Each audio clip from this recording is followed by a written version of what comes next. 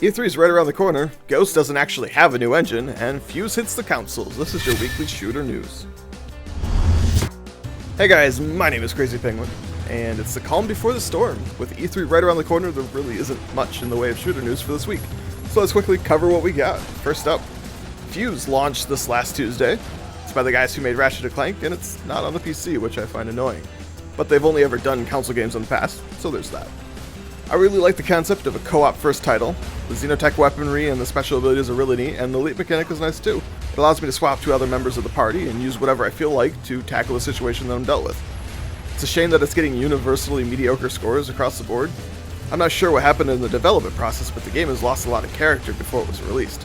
If you didn't know, it was originally planned to be a little bit more lighthearted and go by the name of Overstrike. I wonder what brought about the change and if Overstrike would have done a little bit better. The vocal portion of gamers all seem to jump at the chance to hate on Call of Duty. Some of it's warranted, but sometimes it feels like a witch hunt. Don't get me wrong, there are plenty of flaws in the COD series, almost too many to name. But it's not the only game or publisher trying to suck money out of your pocket with a vacuum. Infinity Ward has said that Ghost is going to be running on a new engine. And then later, Infinity Ward lead animator Zach Volker has said that it wasn't going to be a new engine. Here's the quote. When we're talking about a new engine, we're talking about upgrading significant systems within that engine. We're not talking about throwing it all away and saying we're starting from the ground up. And now the COD haters are up in arms again. Not a new engine after all, how dare you! I'm not sure if you guys are aware, because it seemed to have flown over the heads of some people.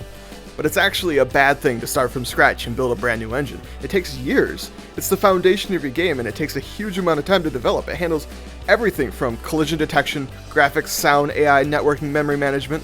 Battlefield 4's Frostbite 3 engine isn't brand new. It was upgraded from number 2.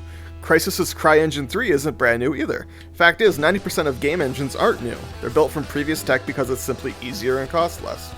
Some companies don't even bother making games, they just build the engine and sell it to the people who want to avoid making the engine. This update to Infinity Ward's engine is significant, enough so that the next game shouldn't look like complete crap. No, this engine isn't technically brand new, but none of them are. Hate the series for something it's actually doing bad. Anyway guys, that's it for this episode of the Weekly Shooter News. Please take a second to like the video and leave a comment down below. What are you hoping to see at this year's E3? Personally, I'm really hoping that I like the game that Respawn announces. If you'd like more info on the stories that I've covered, there's links to them down in the description below. Thanks for watching guys, my name's Crazy Penguin, enjoy the game.